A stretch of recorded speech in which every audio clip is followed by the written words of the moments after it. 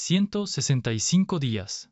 Ese es el número que pesa sobre la ciudad de Tucson como una nube que no se va. 165 amaneceres desde que una mujer de 84 años desapareció de su propia casa, y ni un solo nombre de sospechoso ha sido dicho en voz alta. Para la familia, cada uno de esos días es una eternidad.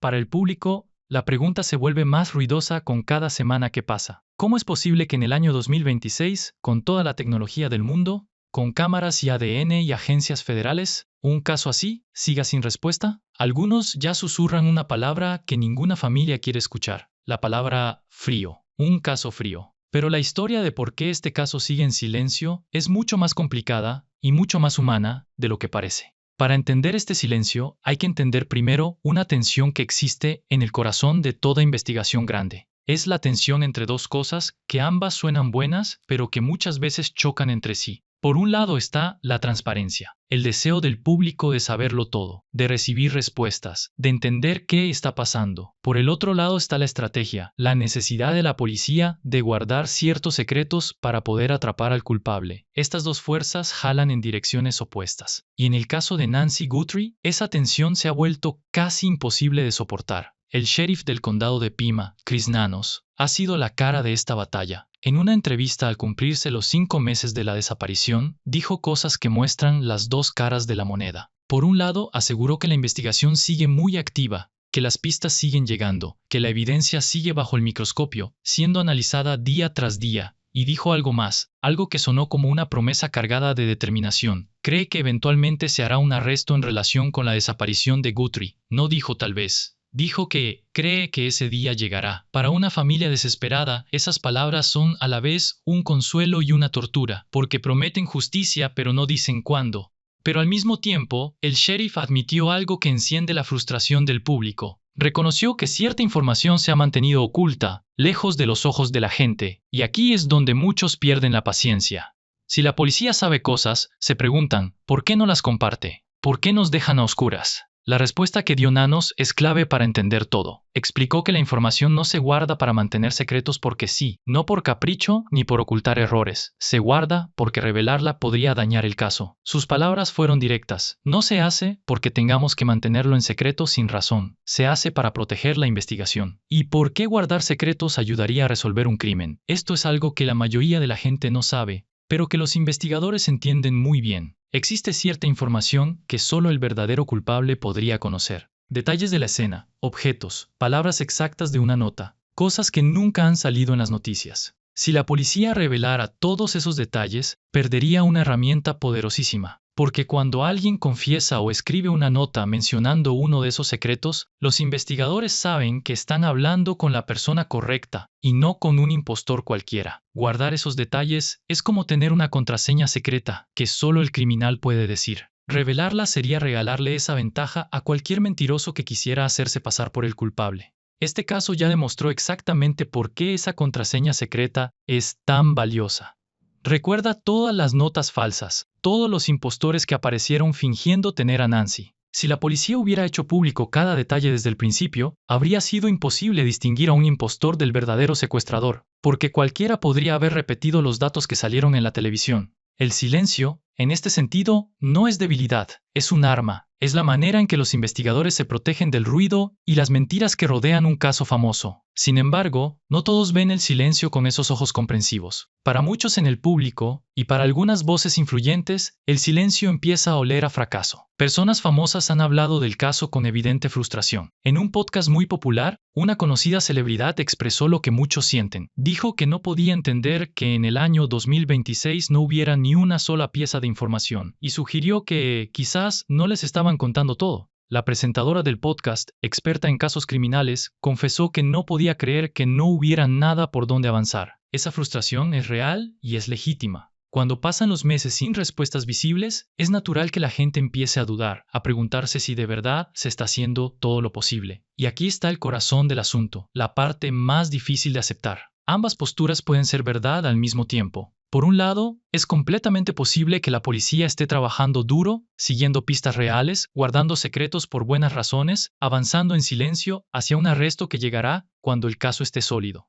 Por el otro lado, también es humano y comprensible que el público, viendo tanto silencio, sienta desesperación y desconfianza. No se trata de elegir un bando y decir que uno tiene toda la razón y el otro está equivocado. Se trata de entender que la búsqueda de justicia rara vez es rápida, limpia o transparente, por mucho que todos deseáramos que lo fuera. Hay otra realidad dura que alimenta el silencio, y tiene que ver con la ciencia. Gran parte de la esperanza del caso descansa en el ADN mezclado que se encontró en la casa de Nancy y en un fragmento de cabello hallado cerca. Pero analizar ADN mezclado, cuando varias personas dejaron su rastro en el mismo lugar, es un proceso lento y delicado. El propio sheriff lo comparó con avanzar a paso de caracol. Los científicos no pueden apurarse, porque un error podría arruinar la única oportunidad de identificar al culpable o de sostener el caso en un juicio. Así que, mientras el público espera respuestas, en un laboratorio hay personas trabajando con una paciencia extrema sobre pistas invisibles al ojo humano. Ese trabajo no se ve en las noticias, pero podría ser lo que finalmente resuelva todo. Entonces, ¿está este caso realmente enfriándose?